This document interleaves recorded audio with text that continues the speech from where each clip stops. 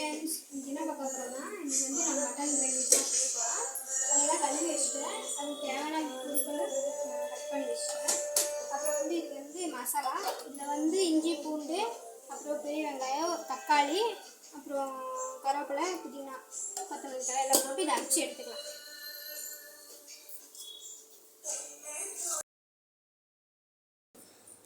நம்ம காலையிலே போய் மட்டன் எடுத்துகிட்டு அப்படியே வந்தாச்சு. கடைக்கு போயிருந்தோம். மார்க்கெட்டுக்கு போயிட்டு அப்புறம் மட்டன் எடுத்துகிட்டு அப்புறம் முட்டை வாங்கிட்டு அப்படியே வந்தாச்சு. காய் இதெல்லாம் கொஞ்சம் வாங்கிட்டு அப்படியே வந்துட்டு தான் சரி வந்து மட்டன் கிரேவியும் அப்புறம் முட்டை கிரேவியும் 2 பண்ணிக்கலாம் அப்படின்னு சொல்லிட்டு சரி எல்லாம் கட் பண்ணி எல்லாம் கழுவி அப்படியே எடுத்து வச்சுட்டேன். அப்புறம் சரின்னு சொல்லிட்டு எங்கள் பாப்பாவுக்கு வந்து மட்டன் கிரேவி பிடிக்காது. அவளுக்கு வந்து முட்டை எவ்வளோ செஞ்சு கொடுத்துடலாம்னா முட்டை வச்சு அவளுக்காக முட்டை அந்த பக்கம் வெந்துட்டுருக்குது. அவளுக்கு முட்டை கிரேவி செஞ்சு கொடுத்துடலாம். இப்போ நம்ம வந்து மட்டன் செய்யறதுக்காக அதை நம்ம தாளிச்சு விட்டுட்ருக்கோம். மார்க்கெட்டில் தக்காளி ரேட்டெல்லாம் கொஞ்சம் அதிகமாகவே இருந்துச்சு. தக்காளி 1 கிலோ 50 ரூபா விற்றுட்ருக்குறாங்க. உங்கள் ஊரில் என்னன்னு எவ்வளோ ரேட்டுன்னு சொல்லுங்கள்.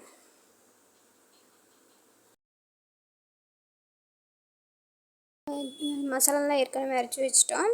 அப்புறம் இது வந்து தேவையான உப்பு போட்டு நம்ம நல்லா வேக விட்டுடலாம். முட்டை வேக வச்சுருந்தோம்ல அதை வந்து நம்ம பச்சை தண்ணியில் ஆற வச்சு எடுத்துக்கலாம். நான் இப்போ அரைச்சிட்டு வந்துட்டேன் இந்த மசாலாவை. அப்புறம் இது வந்து முட்டை கிரேவிக்காக முட்டை வந்து வச்சுருக்கேன். அது வந்து பாப்பா வந்து மட்டன் சாப்பிட மாட்டாங்க, அதனால அவளுக்கு வந்து செஞ்சு கொடுத்துடலாம்.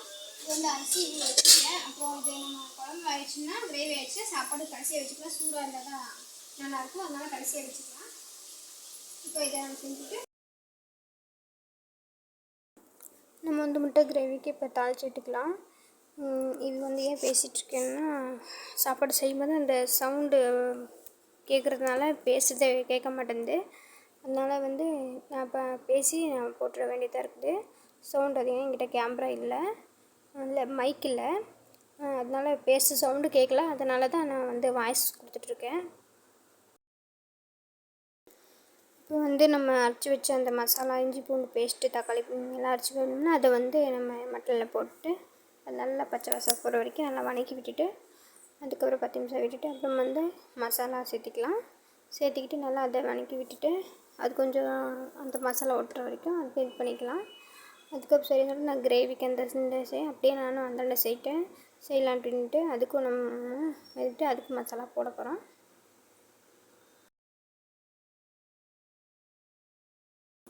மட்டன் கொஞ்சம் வேகிறதுக்காக அது கொஞ்சம் தண்ணி கொஞ்சம் நம்ம சேர்த்து விட்டுக்கலாம். அது வேகிட்டு மட்டன் வந்து விசில் விட்டால் தான் ஓரளவுக்கு நல்லா வேகும், இல்லைன்னா வேகலைன்னு சொல்லிட்டுருப்பாங்க. நம்ம அதை போட்டு விசில் வச்சு விட்டுட்டுருலாம்.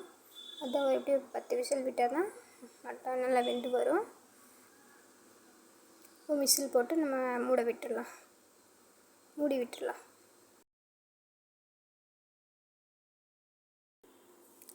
அப்புறம் நம்ம முட்டைக்கு வந்து நம்ம மசாலா இருக்கோன்னே போட்டோம்.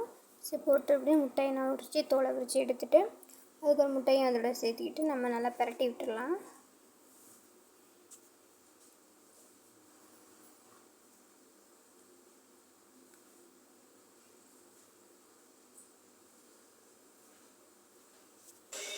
ஃப்ரெண்ட்ஸுக்கு வந்து சாப்பாடு ரெடி ஆகிடுச்சு.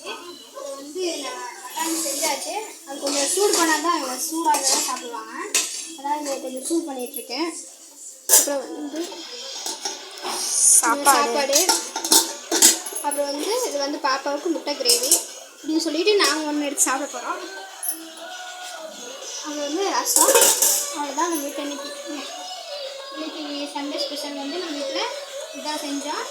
அப்புறம் நீங்கள் என்ன செஞ்சோன்னு சொல்லி இன்னும் இப்போ வேலை இருக்குது.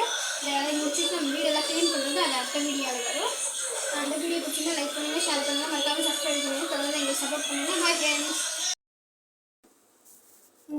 அம்மா வந்து சாப்பாடு போட்டுட்டு இன்னும் காமிக்கல அப்படின்னு சொல்லிட்டு சாப்பாடு போடுறேன். சாப்பாடு போட்டு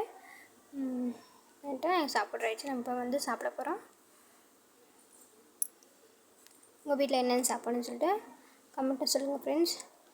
அப்புறம் பாய் ஃப்ரெண்ட்ஸ். சப்ஸ்கிரைப் பண்ணியிருக்கேன், தொடர்ந்து எங்களுக்கு சப்போர்ட் பண்ணுங்கள், லைக் பண்ணுங்கள்.